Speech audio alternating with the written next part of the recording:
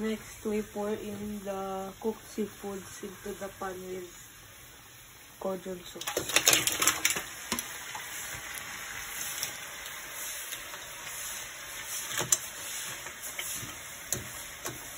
And then we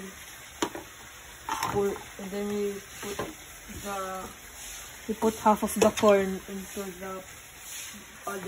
the pan. And half of the potatoes.